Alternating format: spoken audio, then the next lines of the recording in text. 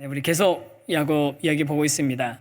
절체절명의 위기에 홀로 남아있던 그 야곱에게 하나님께서 오셔서 하나님께서 야곱과 씨름을 거셨습니다. 그래서 그의 허벅지 뼈를 치시고 그의 이름을 네 이름이 무엇이냐 물어봤는데 제 이름 야곱입니다. 그랬더니 이제는 다시는 야곱이라 부르지 않고 이스라엘이라고 부를 것이다 라고 이름을 바꿔주십니다. 그러면서 그 이름의 뜻이 네가 하나님과 사랑과 더불어 겨루어서 이겼다라고 해주시는 거죠. 누가 봐도 하나님이 싸우시고 누가 봐도 하나님이 이기신 건데 야곱 네가 하나님을 이겼다라고 해주신 겁니다.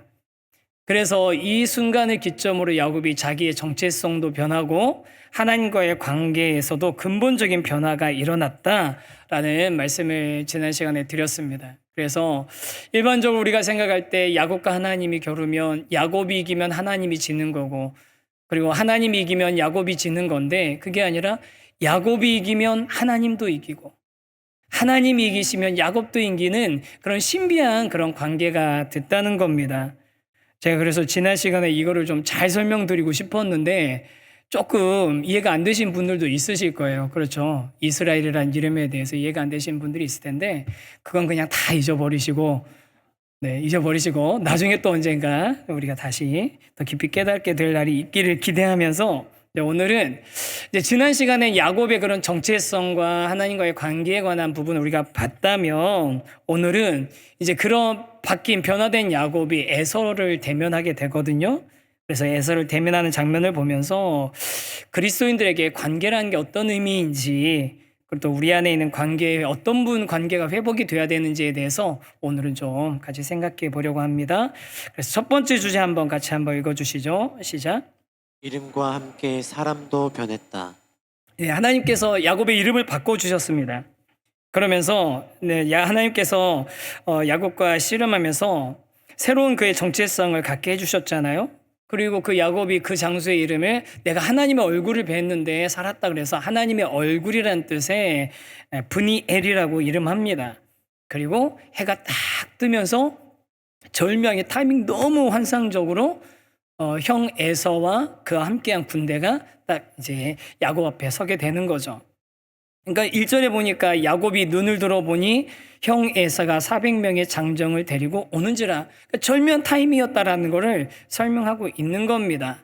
그런데 이렇게 에서와 그의 그가 데리고 온 400명의 군사를 마주하고 있는 야곱의 모습을 보니까 바로 그 전날 밤의 야곱의 모습, 이전까지의 야곱의 모습과는 좀 변화된 것들이 보입니다. 변화가 어떤 변화가 있냐면요. 2절과 3절 한번 읽어주시면 좋겠는데요. 2절, 3절 한번 읽어주실까요? 시작.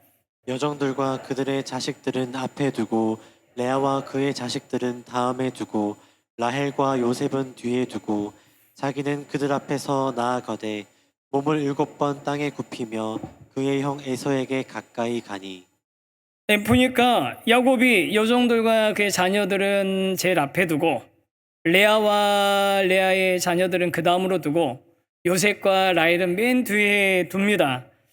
아이, 목사님 뭐 바뀌긴 뭐가 바뀌어요? 똑같네요. 여전히 또 장기에 부리는 것 같아요. 이렇게 생각할 수 있지만 저는 야곱이 가족들을 이렇게 내세워 놓는 순서보다 더 주목해서 본 부분이 있었습니다. 그건 뭐냐면 야곱이 그들 앞에서 나아갔다는 겁니다. 야곱이 그 가족들 앞에 나아갔다. 왜냐하면 여러분 야곱의 인생 여태까지 우리가 쭉 살펴보면 야곱의 인생은 어떤 모습이었습니까? 항상 누구 뒤에 숨든지 도망가든지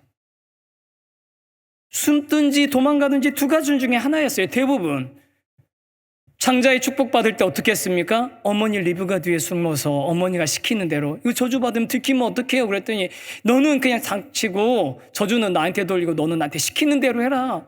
어머니한테 숨어가지고서 그렇게 그 일을 했잖아요. 그리고 장자의 축복받고 나서는 형에게서 도망가고 아버지에게서 도망가고 또 그리고 나서 외삼촌 라반의 집에 가가지고서 이제 뭐 아내를 얻고, 사실 뭐 레아, 라헬, 그다음에 두 몸종 여종까지 해가지고 총 4명의 아내가 있었고, 그들에게서 여러 자녀들이 태어나는 과정 보면 엄청 복잡한 이야기거든요. 그 이야기는 저희가 이번에는 안 봤는데, 근데 그런 이야기가 막 그 안에서 분란이 일어났는데도 야곱은요 뒤로 쏙 빠져 있어요. 야곱은 뒤로 쏙 빠져 있습니다. 그리고 또 라반과 갈등이 일어났을 때 어떻게 합니까? 도망가죠. 도망가가지고 나중에 이제 지금 형이 나를 군대들을 데리고 온다라고 할 때 어떻게 합니까? 조금 어제 저녁까지만 해도 어떻게 했습니까?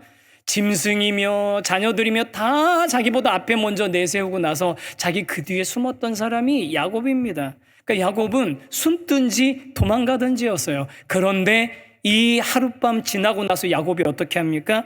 야곱이 그들 앞에서 나아갔다. 그들 앞에서 나아갔다는 거예요. 더 이상 숨거나 도망하려 하지 않았던 겁니다. 이게 야곱에게서 드러난 첫 번째 변화입니다. 야곱에게 담대함이 생긴 거예요. 그리고 이런 담대함은 어디서 생기는 거겠습니까? 바로 하나님으로부터 생기는 거죠. 사랑하는 성도 여러분, 하나님의 사람들에게는 이런 야곱의 변화와 같은 담대함이 있는 줄 믿습니다. 저 여러분에게도 그런 담대함이 생기기를 원합니다. 사도행전 21장에 보면 사도 바울이 예루살렘을 향해서 가던 중에 있었던 하나의 에피소드가 있어요. 무슨 에피소드냐면 그 빌립의 7 지사 중에 한 명인 빌립의 집에서 잠깐 머물고 있는데 아가보라는 선지자가 와가지고 바울의 띠, 그러니까 허리띠, 이게 몸 묶는 띠를 가지고서 그 띠를 가져다가 자기 손을 묶으면서 이 띠의 주인이 이렇게 결박되고 끌려가게 될 거다. 예루살렘으로 가면 그렇게 될 거라고 예언을 한 겁니다. 실제로 그 예언대로 됐죠. 그러니까 이 예언을 들으니까 주변에 있었던 많은 사람들이, 바울을 아끼는 사람들이 막 바울을 못 가게 만류하는 거야. 가지 마시라고. 예루살렘 가면 봉변당한다니까. 안 가면 좋겠다고 막 울면서 막 말렸던 것 같아요. 그랬더니 사도 바울이 뭐라고 얘기하는 줄 아십니까? 사도행전 21장 13절입니다. 한번 읽어보겠습니다. 시작. 바울이 대답하되 여러분이 어찌하여 울어 내 마음을 상하게 하느냐. 나는 주 예수의 이름을 위하여 결박당할 뿐 아니라 예루살렘에서 죽을 것도 각오하였노라 하니.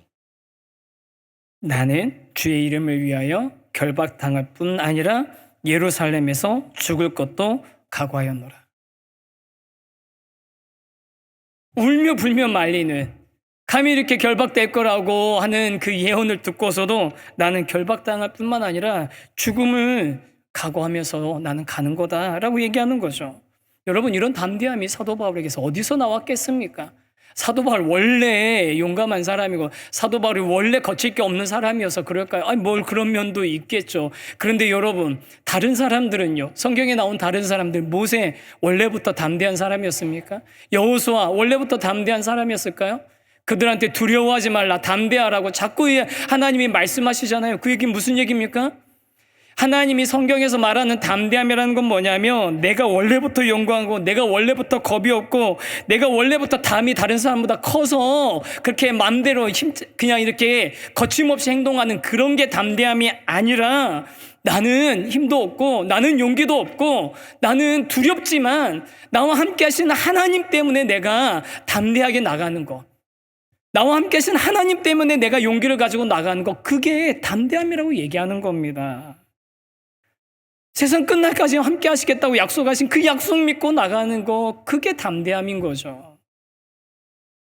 예수님께서도 십자가에서 돌아가시기 전에 제자들에게 이것을 너희에게 이름은 너희로 세상에서 너희가 환난을 당하지만 담대하라, 내가 세상을 이겨노라 라고 말씀하시면서 내가 세상을 이겼기 때문에 너희가 담대해야 된다, 담대해도 된다 라고 말씀하신 거거든요. 사랑하는 성도 여러분, 이렇게 하나님으로부터 오는 담대함, 예수님으로부터 오는 담대함, 그런 담대함을 지닌 그런 귀한 그리스도인들 되시기를 주님의 이름으로 축원합니다.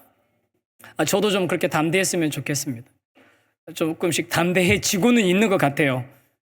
조금 더 담대해지긴 해야 될 것 같아요. 우리 안에 다 그런 마음이 있잖아요. 야곱 같은 마음. 숨고 싶은 마음. 도망가고 싶은 마음. 문제가 있으면, 어려움이 있으면 피하고 싶은 마음. 그런데 여러분, 여태까지는 야곱은 그런 사람이었어요. 문제만 있으면 뒤로 숨고, 내가 진짜 원하는 게 있는데 내가 내 입으로 못 꺼내고 있는데 엄마 뒤에 치맛자락에 숨어서 이뤘던 그런 야곱이었는데, 도망갔던 야곱인데, 이제는 가족들을 다 놔두고 그 앞에서 형을 맞이합니다. 400명의 군사를 거느린 그런 담대함이 저와 여러분에게 생기기를 소망합니다. 이게 하나님을 아는, 하나님을 믿는, 하나님 안에서 변화된 사람의 모습인 거죠. 근데 이렇게 담대한 야곱이 이제 형 에서를 만나면서 그 앞에 가서 형 에서에게 7번 굽혀서 땅에 절을 합니다. 그러니까 야곱에게 이제 더 에서는, 야곱에게 에서 맞죠? 야곱에게 에서는 더 이상 내가 이겨야만 되는 그런 대상이 아닌 거죠. 이건 뭐 목사님, 뭐 사실 뭐 이런 상황에서 야곱이 이거 말고 다른 선택이 있겠냐고 가서 형한테 이렇게 엎드려서 목숨을 구걸해야 되는 거 아니냐, 마지못해 하는 거 아니냐, 이렇게 말씀하시는 분도 있을 수 있겠지만, 생각할 수도 있지만, 제가 볼 때는 오늘 이 말씀이 야곱이 자기 목숨을 부지하기 위해서 비굴하게 굴복하고 있는 건 아닌 것 같습니다.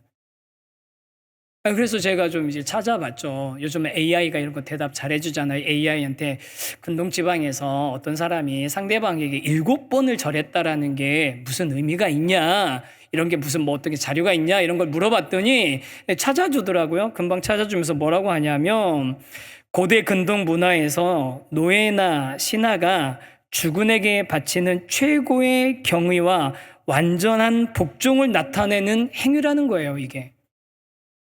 노예나 신하가 주군에게, 자기 주인에게 혹은 왕에게 바치는 최고의 경의와 완전한 복종을 나타내는 표현이라는 겁니다. 그러니까 야곱은 더 이상 에서 형을 경쟁 상대로 보는 게 아니라 형을 군주, 왕이나 아니면 주인처럼 그렇게 존경하는 대상으로 생각하고, 반대로 나는 종처럼 겸손하게 낮추는 그런 모습을 보이고 있는 거죠. 이게 야곱이 보이는 또 다른 큰 변화인 겁니다. 그러니까 조금 전에 뭡니까? 담대함이 있었고, 그 다음에 겸손함이 야곱에게 생긴 겁니다. 이게 이런 게, 그럼 이런 야곱의 담대함과 겸손함이 갑자기 어디서 나왔습니까? 바로 어제 저녁까지만 해도 이런 사람 아니었잖아요, 야곱이. 갑자기 이게 어디서 나왔냐? 라면, 그 야곱에게 인생에 있어서 가장 중요한 3가지 관계의 축에 변화, 회복이 일어났기 때문인 겁니다.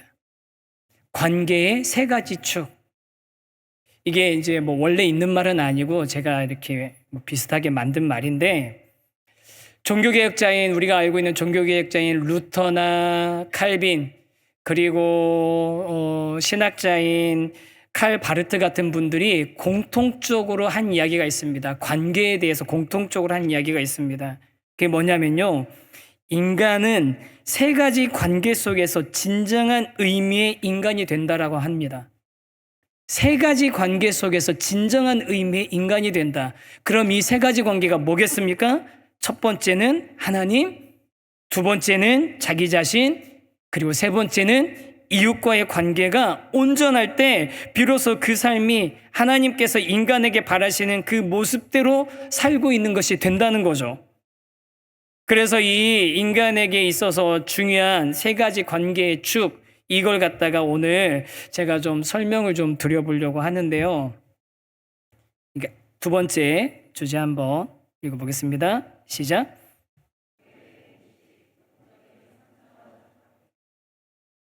XYZ 축까지 읽어주셔야죠. 오랜만에 수학 공식 읽는 줄 아셨죠? 목사님 또 뭐 하는 거냐? 애쓰는 거라고 그냥 생각해 주십시오. 애쓰는 겁니다. 아니, 어떻게 설명드리면 좋을까? 이 3가지 관계인데 이걸 어떻게 설명하면 좋을까 고민하다가 3차원 좌표계라는 게 있습니다. 혹은 공간 좌표라고도 하는데, 저도 이과에서 정확하게 모르는데 잘 아시는 분들 계실 거예요. 뭐 벡터 뭐 이런 거 계산하는 그런 거라고 하더라고요. 그러니까 예를 들면 화면 한 번만 보여주시겠어요? 입체적인 공간, 이게 예배 시간이야 수학 시간이야 지금? 입체적인 공간 안에서 어떤 그 위치를 특정하려면 세 개의 좌표가 필요한 거죠. X축, Y축, Z축 세 개의 좌표가 필요하다는 겁니다. 그게 이제 지금 이 그림으로 나와 있는 게 있는데 저 그림을 그냥 이 상황에서 설명을 드리면요. 네, 이제 그림 화면 바꿔주셔야 됩니다. 요 마이크 이 끝 지점, 이 끝 지점이 체육관에 어디에 위치합니까? 라고 얘기하면 뭐라고 설명할까요? 그냥 뭐 강대상 앞에 있지라고 하지만 정확하게 어디 위치에 이 끝 지점이 있습니까? 라고 한다면 쉽게 설명하면 어떻게 하면 되겠습니까? 벽에서부터 몇 미터, 몇 센티미터 떨어져 있고 저쪽 뒷면에서부터 그만큼 떨어져 있고 저쪽 벽에서부터 얼만큼 떨어져 있고 바닥에서부터 얼만큼 높이 있습니다. 이렇게 설명하면 되는 거잖아요. 그럼 정확하게 이 지점에 딱 있는 위치가 나오지 않겠습니까? 그러기 위해서 입체적인 공간 안에서 어떤 지점을, 어떤 위치를 설명하려면 세 개의 축으로 설명을 해야 된다는 거예요. 그런데 인간이 온전한 인간으로서의 모습을 갖추려면 이 세 개의 축, 관계의 세 개의 축이 모두 다 건강하게 회복이 되어 있어야 되는데 그 세 가지 축이 무엇이냐? 아까 말씀드린 거예요. 제일 처음은 뭐라고요? 하나님과의 관계. 두 번째 뭐라고요? 자기 자신과의 관계. 세 번째는 이웃과의 관계죠. 근데 이것을 야곱에게 일어났던 사건의 순서대로 제가 그냥 X, Y, Z 축으로 대입을 해봤습니다. 우리 작은 1번 한번 보여주실래요? 시작. X축 자기 자신과의 관계. 야곱은 X축 자기 자신과의 관계가 변화가 됐습니다. 지난 시간에 있었던 얘기입니다. 야곱에게 하나님께서 네 이름이 무엇이냐라고 물어보셨을 때 야곱이 내 이름은 야곱입니다 라고 하는 이 고백이 자기 자신을 있는 그대로 인정하는 그런 모습이었다는 거예요. 이제서야 비로소 자기 자신을 올바르게 이해하고 자신을 있는 그대로 받아들이게 됐다는 겁니다. 저는 이 야곱의 모습이, 야곱의 자기 자신과의 관계가 회복된 모습이 저와 여러분의 모습이 되기를 소망합니다. 자기 자신에게 건강한 관계가 회복이 되셔야 됩니다. 자기 자신을 향한 관계를 자기 탐닉이나 이기심이 아닌 하나님께서 자신을 만드신 목적을 깨닫고 그 목적을 따라 살아가게 되는 그런 저와 여러분이 되었으면 좋겠습니다. 우리 성도님들 중에 자기 자신과의 관계가 회복되지 않은 분들이 얼마나 많은지 몰라요. 왜냐하면 우리 살아가다 보면 구겨질 수도 있고 짓밟힐 수도 있잖아요. 요즘 표현으로 긁혔다고 하더라고요. 긁혔다는 게 아마 자존심 긁혔다는 얘기겠죠. 원가족에게 받은 상처가 그대로 남아있는 분들도 있고 많이 있습니다. 원가족에게 받은 상처가 여전히 남아있고 그게 나를 괴롭히는 분들 많이 있으시죠.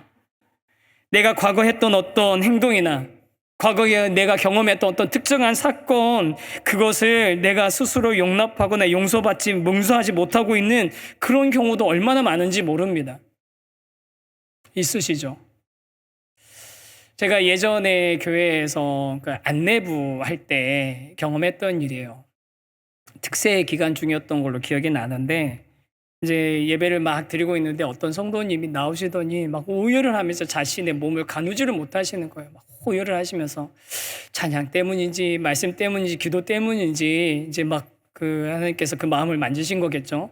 막 오열을 하면서 자신의 몸도 못 가누니까 이제 저하고 그때 옆에 계셨던 전도사님이었는지 여자 안내부원 집사님이었는지 두 사람 이제 도와서 이제 그 본당 지하에 있는 안내부원들 잠깐 모일 수 있는 그런 의자 있는 자리 공간으로 가서 물 드리면서 좀 진정하실 수 있도록 이렇게 했는데 이분이 막 오열하시면서 막 계속 횡설수설하는 것처럼 막 얘기하시는데 자세히 들어보니까 자신이 예전에 젊을 때 했던 그런 저질렀던 죄들에 대해서 계속 막 이렇게 그걸 막 이렇게 회개하고 잘못했다고 하나님 앞에 막 잘못했다고 용서해달라고 막 그런 고백을 하시는 거예요. 제가 뭐 그분이 어떤 분인지도 모르고 이름도 모르고 뭐 교구도 모르고 그러니까 앞뒤 맥락을 모르니까 지금 하시는 얘기만 들어드려야 되는데 그 들은 얘기만 들으면 그 얘기로만 판단하기는 본인이 이전에 했던 그 잘못들 마음속에 오랫동안 숨기고 꽁꽁 숨기고 살아왔던 그 죄에 대해서 그날 그 예배에서 하나님이 건드리셨던 것 같아요. 그러니까 그걸 막 다 끄집어내면서 막 울면서 회개를 하시는 거죠. 그래서 저도 조금 진정될 때까지 기다렸다가 다 들어드리고 기다렸다가 그분 위해서 기도를 좀 해드렸어요. 죄와 사망의 법에서 이미 해방하셨고 사냥꾼의 올무에서 우리를 벗어나게 하셨다고, 괜찮다고, 자유하셔도 된다고, 지금 얘기하신 그 죄 기억도 하지 않으실 거라고 성경에 쓰여 있다고 그렇게 말씀을 드리고 기도해 드리고, 그리고 이제 그분하고 헤어졌거든요. 그 이후로도 몰라요. 그분이 이름도 모르고 어느 교구인지도 모르시고 교회에서 만난 적도 없고, 어쩌다가 예배 지나가면서 두세 번 마주친 적은 있는데 제가 일부러 모른 척 했어요. 혹시 그분이 좀 저기 하실까 봐.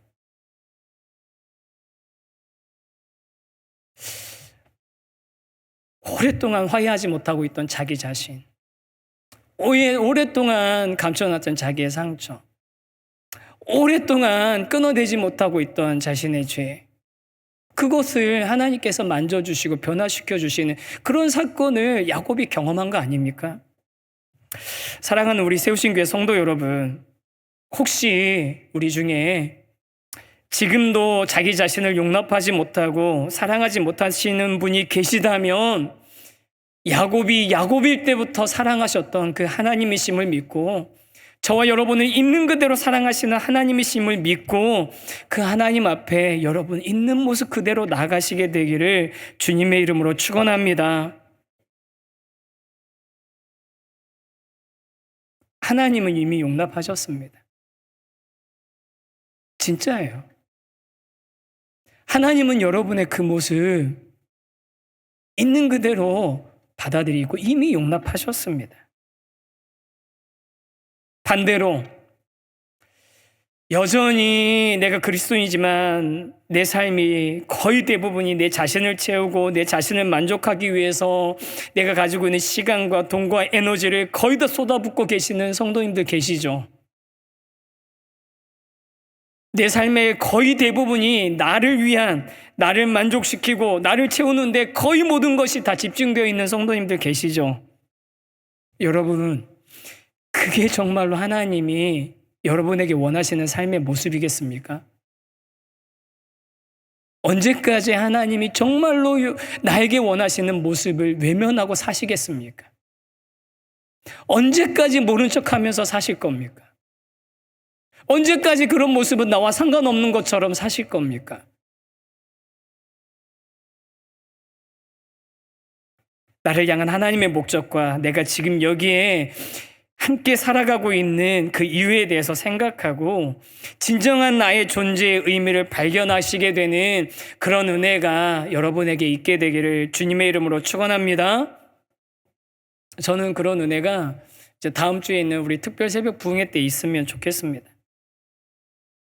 그런 마음으로 좀 기대하셨으면 좋겠어요. 하나님, 내 마음을 이번에 좀 만져주시고 내가 내 스스로 나와 화해할 수 있게 해주시고 내가 나를 사랑할 수 있게 해주시고 내가 나와의 관계를 건강하게 세워나갈 수 있게 해주시고 내가 내 삶의 의미와 목적을 바로 찾는 그런 시간이 이번 특별 새벽 부흥회 가운데 있게 해달라고 기도하시고 기대하셨으면 좋겠습니다.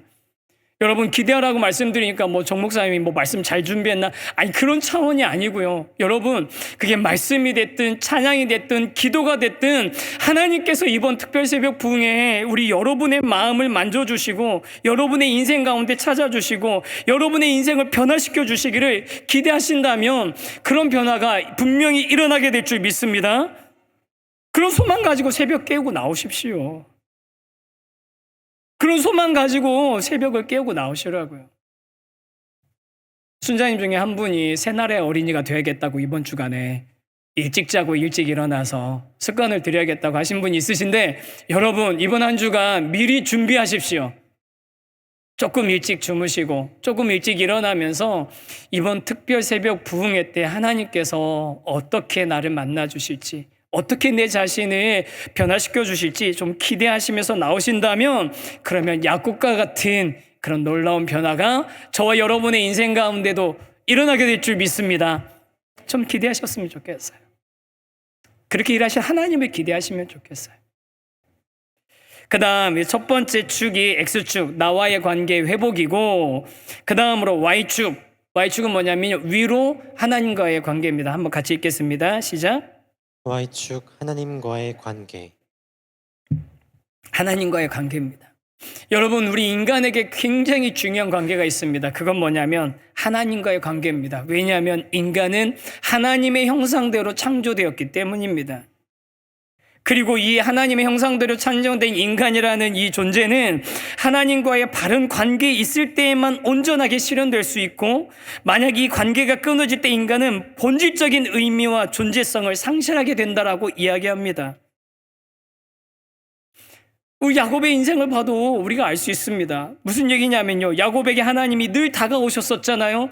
베델에서도 다가오시고 항상 함께 하셨단 말이에요. 그리고 항상 야곱과 동행해 주셨는데, 그런데 야곱은 어떻게 합니까? 야곱이 늘 다가오셨지만 야복한 사건 이전까지는 진정으로 하나님과의 관계를 갈망하거나 그 관계의 중요성을 인정하지 않고 있었던 상태였습니다. 그러니까 마하나임, 그때 설명드린 것처럼 하나님의 군대가 한 진을 이루어서 나와 똑같이 같이 가고 계시는데도 그냥 그런가 보다 하고 그냥 지나가 버리잖아요. 그런데 환덕뼈가 부러지고 자아가 꺾이고 하나님 앞에서 무릎을 꿇는 순간, 하나님께서 너는 이제 더 이상 야곱이 아니고 이스라엘이다, 네가 하나님과 나와 겨루어서 이겼다라고 관계를 다시 재정립해 주는 그 순간 야곱이 변화된 거죠. 하나님과의 관계가 변화된 겁니다, 야곱이. 저는 우리 성도님들 하나님과 관계가 다시 확인되어지기를 소망합니다. 깨어지진 않았지만 막연하고 거리감 있고 두려우신 분들 계시죠? 있으시잖아요. 막연하고 거리감 있고, 또 하나님과 너무 가까워지면 나 너무 이렇게 뭔가 이렇게 종교적이 되는 거 아니야? 그냥 두려워가지고, 그래가지고 거리 두고 계시는 분들 계시죠? 여러분들 하나님과의 관계 회복하시기 바랍니다. 여러분, 하나님과의 관계 지금 요즘 어떤 상태세요? 요즘 하나님과의 관계 어떠세요? 하나님이 동네 어르신입니까? 일주일에 한 번 가서 문안 인사드리고 오면 되는? 아니, 여러분, 일주일에 한 번 예배 때 가서 문안 인사드리고 오면 되는 그런 동네 어르신이냐고요, 하나님이. 하나님은 저와 여러분과의 관계를 회복하기를 원하십니다. 그런데 하나님이 그렇게 우리에게 다가오시는데 뒷걸음치고 계시는 성도님들 계시죠? 주저주저 하시는 성도님들 계시죠? 이번 특세 때 여러분 하나님과의 관계가 회복되길 원합니다. 오늘은 기승전 무조건 특세입니다. 적용은. 마지막 Z도 똑같아요.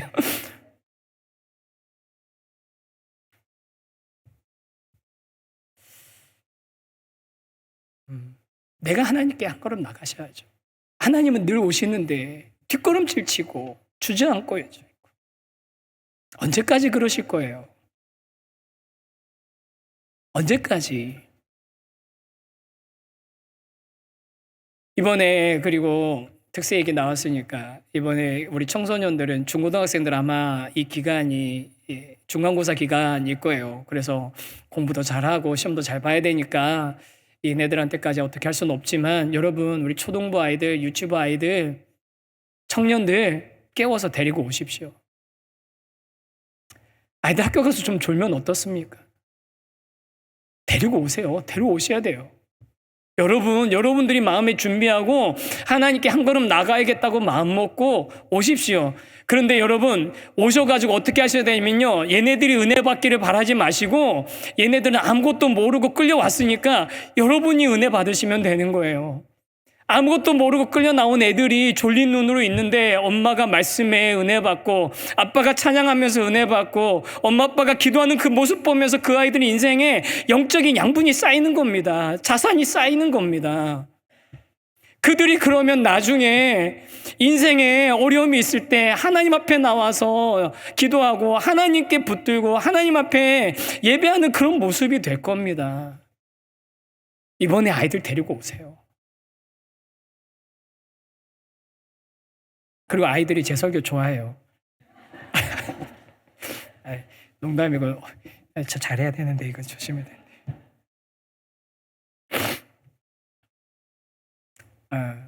하나님께서 야곱을 붙들고 씨름해 주셨던 것처럼 저와 여러분을 붙들고 씨름해 주시고 좀처럼 굽힐 줄 모르는 저와 여러분의 마음도 굽혀주시고 꺾으시고 하나님을 의지하고 하나님을 기대어 살아가게 하실 겁니다. 하나님을 의지하고 하나님을 기대해서 살아가게 하실 거예요.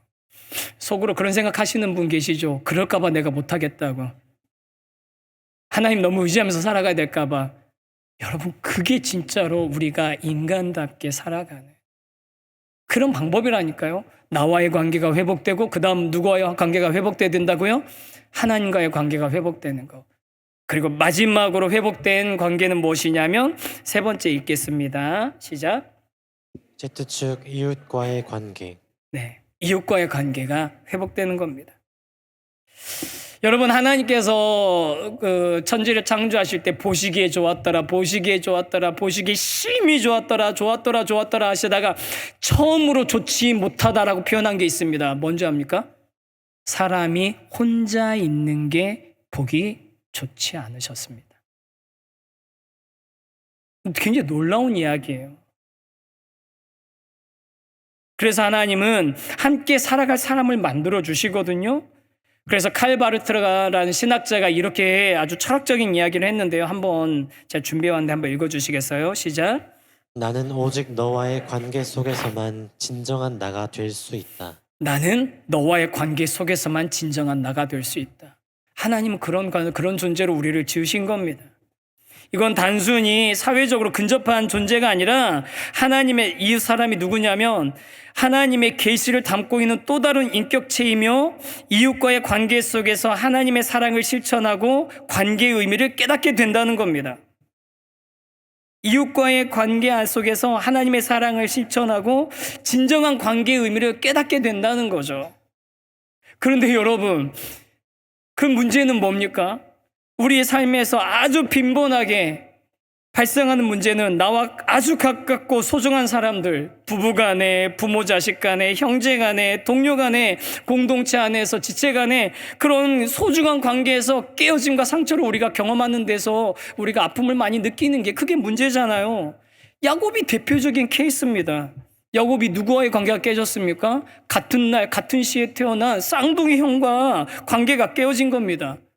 그뿐만 아니죠. 아버지와도 관계도 깨어지고 삼촌과의 관계도 깨어지고 여러 아내들 사이에서 그 관계도 다 깨어지고 생각해보면 야곱은 어디로 가나 다 관계를 깨뜨리고 다니는 그런 사람이었던 것 같아요.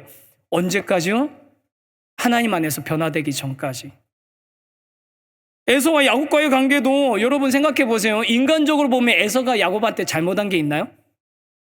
인간적으로 보면 에서는 야곱한테 잘못한 게 없어요. 에서는 피해자예요. 야곱에게 당한 것밖에 없습니다. 그래서요, 저는 이 야곱이 이제 온다는 소식을 듣고 에서가 400명의 장정들을 데리고 오는 게 어떤 목사님은 이렇게 설명도 하더라고요. 야, 원래부터 에서가 야곱을 환영하기 위해서 400명 데리고 간 거다. 야곱이 형을 두려워했던 건 일어나지도 않게 걱정한 거다. 이렇게 설명하는 분도 있던데 저는 절대로 동의하지 않습니다. 왜냐하면요, 에서의 입장에서 이 상황을 제가 생각해 봤거든요. 야곱이 20년 만에 돌아온다는 소식을 전해 들었을 때 에서는요, 한동안 잊고 살았던 야곱의 그 옛날의 모습, 그 모습이 떠올랐을 거예요. 내 인생 꼬이게 했던 야곱. 배고픈 그 순간을 놓치지 않고 팥죽 그 먹을 거 주간 그릇 주면서 장자권 팔라고 했던 그 교활했던 그 모습, 그 눈빛 기억날 거거든요. 기억날 뿐만 아니라 그런 감정했던 사건들은 약간 왜곡돼서 증폭이 되죠. 형에게 아버지 사기쳐가지고 했던 그 장면 왜 기억 안 나겠습니까? 막 들어가서 열심히 사냥해가지고 요리 만들어서 기껏 갔더니 야, 네가 진짜 에서라고? 큰일 났네. 내가 줄 수 있는 축복은 다 조금 전에 다 해줬는데 네 동생 야곱이 속였나 보다. 그때 얼마나 하늘이 무너지는 것 같겠습니까? 저는 에서가 절대로 그 마음이 풀리지 않았을 거고요. 야곱이 온다는 소식을 들으면서 아마 이렇게 생각했을 거예요. 이 녀석이 20년 만에 나타나서 도대체 또 뭔 속셈으로 여기 나타났을까? 나한테 또 뭘 뺏어가려고 그러는 거야? 조금만 나를 또 사기쳐 먹으려는 기미만 보이면 내가 이 400명 가지고 이번엔 진짜 야곱 도망가지 못하게 그냥 좋은 표현으로 해야 돼. 처단을 해버릴 거야. 네. 처단을 해버릴 거야 라고 생각하지 않았겠어요? 그리고 여러분, 만약에 그렇게 딱 만나는 그 순간에 야곱이 20년 전 모습 그대로 또 사기치려고 하고 또 속이려고 하고 또 뒤로 숨고 하는 그런 모습, 20년 전 모습 그대로 보였다면 아마 창세기 33장은 이런 아름다운 화해의 드라마가 아니라 피가 난무한 복수극, 형제 간의 비참한 전투의 내용이 그려져 있지 않겠습니까? 그래가지고 에서가 다 복수를 하면서 이렇게 얘기하는 거죠. 야곱한테. 야, 20년이 지나도 넌 그대로구나. 그래서 더 고맙다. 내가 복수를 하면서도 양심의 가책이 안 생긴다. 이랬을 거예요. 하지만 야곱이 이스라엘로 변했기 때문에 에서도 변했습니다. 여러분, 관계라는 게 늘 그렇지 않습니까? 관계는 거울 같은 겁니다. 아주 특별한 관계, 어떤 특별한 상황 빼고는 대부분의 관계는 거울 같은 거예요. 그래서 야곱이 변했기 때문에 에서의 반응도 변한 겁니다.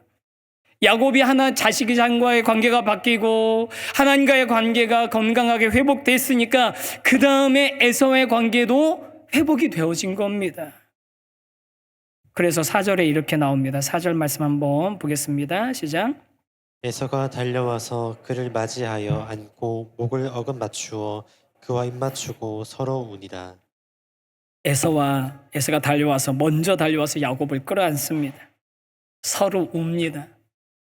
그 묵은 감정이 해결이 된 겁니다. 해소가 된 겁니다. 왜 해소됐겠습니까? 하나님이 야곱을 변화시켰기 때문에. 야곱이 어떻게 변화됐습니까? 세 가지 축. 자기 자신과의 관계가 변화되고, 하나님과의 관계가 변화되고, 이웃과의 관계가 변화됐기 때문에. 야곱이 그렇게 변화된 존재가 됐기 때문에 에서가 바뀐 겁니다. 사랑하는 이 자리에 계신 우리 세우신교회 성도 여러분, 저와 여러분도 야곱처럼 이 세 개의 관계의 축이 변화되고 회복되어지기를 주님의 이름으로 축원합니다. 가장 먼저 자기 자신과의 관계가 회복되기 바랍니다. 자신을 사랑하십시오. 하나님이 사랑하는 그 존재로서 있는 그대로 받아주시고, 예전에 내가 했던 행동, 나에게 있었던 그 사건들을 이제는 하나님께 맡겨드리고 거기로부터 자유로워 주셔도 됩니다. 그 다음 하나님과의 관계, 더 이상 뒷걸음치지 않으셨으면 좋겠습니다. 더 이상 물러서지 않으셨으면 좋겠습니다. 이제 그만 주저앉아 있으셨으면 좋겠습니다. 하나님과의 관계 우리 회복되면 좋겠습니다. 그러면 저와 여러분이 함께 이 세상을 살아가는 우리 공동체 안에서, 또 내가 이 세상에서 살아가고 있는 사람들과의 관계도 놀랍게 변화되는 일들이 일어나게 될 줄 믿습니다.